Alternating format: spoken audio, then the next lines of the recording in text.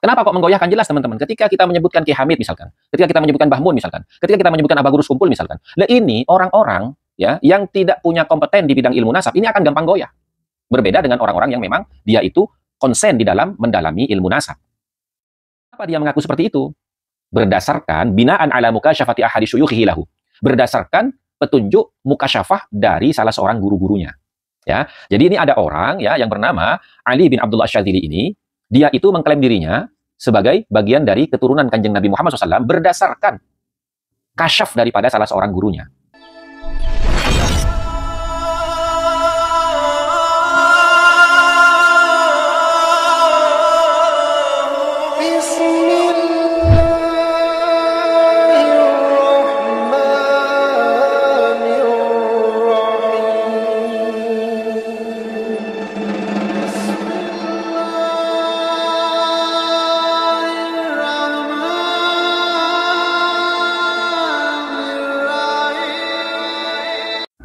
Assalamualaikum warahmatullahi wabarakatuh. Bismillah, alhamdulillah, wa la hawla wa la quwata illa billah. Asyhadu an la ilaha illallah wahdahu la syarikalah. Wa asyhadu anna sayyidana wa nabiyyana Muhammadan abduhu wa rasuluhu alladzi la nabiyya ba'dah. Allahumma salli ala sayyidina Muhammad wa ala ali sayyidina Muhammad, amma ba'du. Para saudara-saudariku sebangsa setanah air dimanapun kalian berada, para sahabat-sahabatku, para subscriber, para netizen yang budiman, selamat datang kembali di channel Gus Hasan Asy-Syarif Official. Semoga kita selalu dalam keadaan sehat, jasmani dan rohani kita, dimudahkan segala urusan kita, dilancarkan rizki kita, dan diberkahi hidup kita fid dini wad dunya wal akhirah. Amin Allahumma amin. Baik teman-teman ya, kembali lagi pada kesempatan video kali ini. Ini ada komentar dari akun yang bernama Wongso ya. Ini kebanyakan akun TikTok sih ya. Gitu. Dia berkata, cukup kasyaf Kiai Hamid Pasuruan, Mbah Mun, Abah Gurus Kumpul sebagai pedoman untuk mencintai Habib. Jauhi yang ngaku Islam tapi ngedabrus. Gitu ya teman-teman ya. Jadi poin daripada pernyataan ini adalah kasyaf. Gitu loh. Nah sekarang kita bahas teman-teman ya. Apakah benar Kiai Hamid Pasuruan, Mbah Mun dan Abah Gurus Kumpul itu meyakini ketersambungan nasab Ba'alawi kepada Kanjeng Nabi Muhammad SAW melalui jalur Ahmad bin Isa, itu melalui kasyafnya. Kasyaf ini adalah pandangan batin, teman-teman ya. Jadi orang-orang kasyaf ini adalah orang-orang yang memang memiliki makom kewalian ya, teman-teman. Jadi memiliki ainul basyirah yang sangat kuat gitu. Nah, tapi di dalam perspektif ilmu nasab, apakah ya, mengisbat nasab seseorang melalui jalur kasyaf ini bisa dibenarkan, bisa diterima. Nah, ini yang perlu kita perjelas teman-teman ya.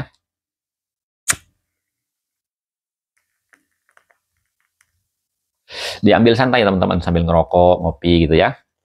Nah, jadi gini teman-teman ya. Jadi mereka ini menganggap bahwasanya Ki Abdul Hamid ini telah kasyaf di dalam meyakini keabsahan nasab Ba'alawi, juga Mbah Mun, juga Abah Gurus Kumpul. Apakah ini bisa dibuktikan? Siapa yang menjadi saksi bahwasanya Ki Abdul Hamid ini pernah mengisbat nasabnya Ba'alawi? Begitu juga Mbah Mun, begitu juga Gurus Kumpul, mengisbat nasabnya Ba'alawi dengan metode kasyaf. Saya tidak yakin apabila beliau melakukan hal yang demikian. Kenapa? Karena Ki Hamid Pasuruan termasuk Mbah Mun dan juga Abah Gurus Kumpul, ini adalah orang-orang yang alim alamah, teman-teman.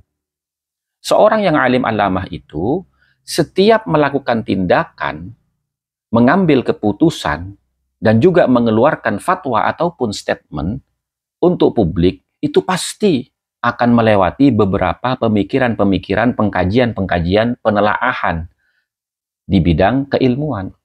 Jadi tidak mungkin orang-orang seperti beliau-beliau ini, ya, akan mengambil keputusan, menentukan sikap, atau berstatement tanpa ada landasan ilmu yang memang sudah dikaji sebelumnya. Itu tidak mungkin. Itu teman-teman ya. Nah, kita kembali kepada kaedah ilmu nasab. Apakah bisa dibenarkan orang yang mengaku nasabnya itu bersambung kepada Kanjeng Nabi Muhammad SAW hanya berdasarkan kasyaf? Apakah bisa demikian? Nah, ini yang perlu kita perhatikan teman-teman ya, supaya pernyataan-pernyataan seperti ini tidak kembali berulang-ulang disampaikan di publik maupun di medsos gitu ya. Nah, ini teman-teman, saya alhamdulillah ini punya kitab nih ya. Al-Madkhal ila ilmin nasab wa qawaidihi wa inayatil arab bihi. Nah, itu pada halaman 90 ya, pada halaman ke-90 ya, nanti saya tampilkan teman-teman ya. Di sini jelas pada halaman ke-90 nomor urut ke-11. Bagaimana bunyinya? Al-i'timadu ala ba'dil manamati ya. Bersandar kepada sebagian mimpi-mimpi ya. Artinya bersandar itu menjadikan mimpi-mimpi itu sebagai sandaran argumentasi di dalam berpendapat. Fayaz'umu ba'duhum annahu ra'an nabi fi manamihi yaqulu lahu. Ya, mereka mengklaim bahwasanya sebagian dari mereka itu telah melihat Nabi Muhammad SAW di dalam tidurnya dan bersabda kepadanya, Anta ibni au minni. Di dalam mimpinya, ya, orang tersebut melihat Nabi dan Nabi bersabda kepadanya, engkau adalah putraku, engkau adalah keturunanku, engkau adalah bagian dari anak cucuku. Nah, fayakhla'u ala nafsihi nasaban jadidan. Maka bersegeralah dia itu menulis nasabnya yang baru. Maksudnya nasab yang baru di sini ya, belum pernah ada catatan-catatan sejarah silsilah nasab yang mencatat bahwasanya dirinya itu adalah bagian dari keturunan Nabi Muhammad SAW dari berbagai macam jalur. Nah, karena mimpi tersebut, dia membuat catatan yang baru berdasarkan mimpi itu.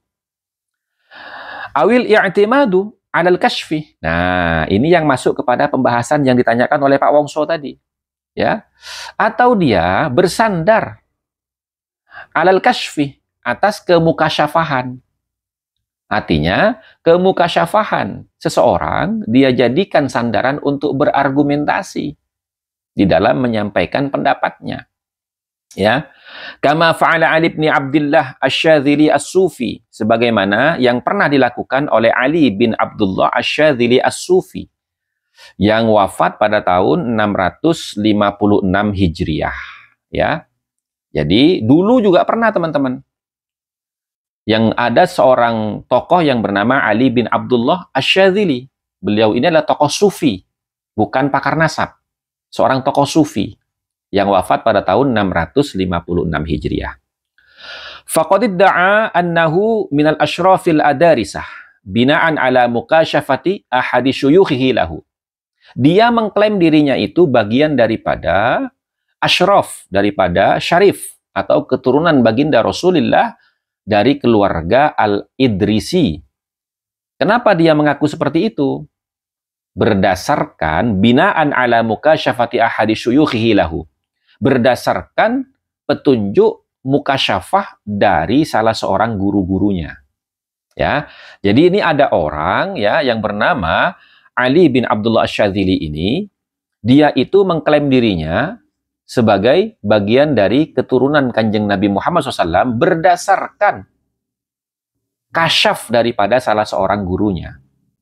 Nah, kemudian wa kullal amraini fi ma'zalin ala tariqis shawab. Ya.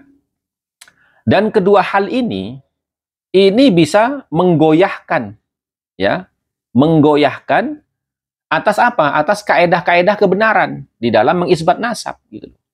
Kenapa kok menggoyahkan? Jelas teman-teman, ketika kita menyebutkan Ki Hamid misalkan, ketika kita menyebutkan Mbah Mun misalkan, ketika kita menyebutkan Abah Guru Sekumpul misalkan, ini orang-orang ya yang tidak punya kompeten di bidang ilmu nasab ini akan gampang goyah. Berbeda dengan orang-orang yang memang dia itu konsen di dalam mendalami ilmu nasab. Tidak akan mudah menerima. Apakah benar seperti itu? Kalaupun benar, apakah bisa diterima secara ilmiah? Nah, kan begitu. Nah, wa amma ja'at bihi syari'atu fi itsbatil ansabi wa nafyiha wa mukhalifun lil ijma' alladhi ittafaqa alaihi ulama'ul Islam bi annal ansab tathbutu bisyuhrati wal istifadati sahihati, ya.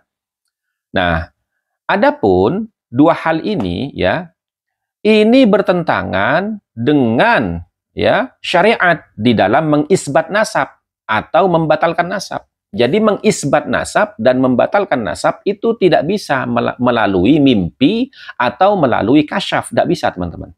Ya, dua perkara ini tidak bisa dijadikan tolak ukur akan keabsahan atau ketidaksahihan sebuah nasab, gitu loh. Ya. Karena apa? Karena ini menyelisihi kepada kesepakatan para ulama di dalam ilmu nasab, para ulama di bidang disiplin ilmu nasab, bahwasanya mereka-mereka ini bersepakat nasab itu hanya bisa ditetapkan berdasarkan syuhrah wal istifadah as-sahihah. Syuhrah istifadah yang as-sahihah ini bagaimana? Sudah sering saya jelaskan, ya. Syuhrah istifadah yang sahih itu adalah syuhrah istifadah yang tidak bertentangan dengan catatan-catatan silsilah nasab dari para ulama-ulama ahli nasab, ya, yang ada. Jadi kalau misalkan ada orang mengaku syuhrah istifadah nasabnya bersambung kepada Kanjeng Nabi, kok ternyata bertentangan dengan catatan-catatan nasab-nasab yang ada, maka itu tidak bisa dibenarkan syuhrah istifadahnya. Artinya, bukan syuhrah istifadah yang sahihah, tapi syuhrah istifadah yang tamat tasqif, ya. Syuhrah istifadah yang dibuat-buat untuk mempopulerkan satu kelompok. Begitu, teman-teman, ya. Jadi pada intinya, ya, kepada Bapak Wongso, ya, bahwasanya ketetapan nasab berdasarkan kasyaf siapapun itu orangnya, itu tidak bisa dibenarkan di dalam ilmu nasab. Nah, kita kembali kepada kaidah tadi, likulli ilmin masadiruhu wa maraji'uhu. Tiap-tiap ilmu itu memiliki sumber-sumber dan rujukan-rujukan tersendiri. Maka tidak bisa menetapkan sebuah nasab apabila keluar dari kaidah disiplin ilmu nasab. Demikian dari saya, mudah-mudahan bisa difahami dan mudah-mudahan ini bisa menjadi bahan untuk kita merenung, bahan untuk kita memacu semangat kita belajar ilmu nasab, di mana ilmu nasab ini selama ini memang tidak pernah diajarkan di pondok pesantren maupun di lembaga-lembaga pendidikan yang formal. Dan ini kesempatan kita, teman-teman, untuk mempelajari kaidah-kaidah isbat nasab. Ya, mudah-mudahan apa yang saya sampaikan ini bisa bermanfaat, dan ini sekali lagi tidak berangkat dari kebencian. Insya Allah ini hanyalah kewajiban kita di dalam menyampaikan sebuah kebenaran dan juga menjalankan perintah Allah, wa tawassaw bil haqqi wa tawassaw bis sabri, ya. Kita saling menasihati di dalam kebenaran dan juga saling menasihati di dalam kesabaran. Wallahul muwaffiq ila aqwamit thoriq wal 'afwu minkum. Assalamualaikum warahmatullahi wabarakatuh.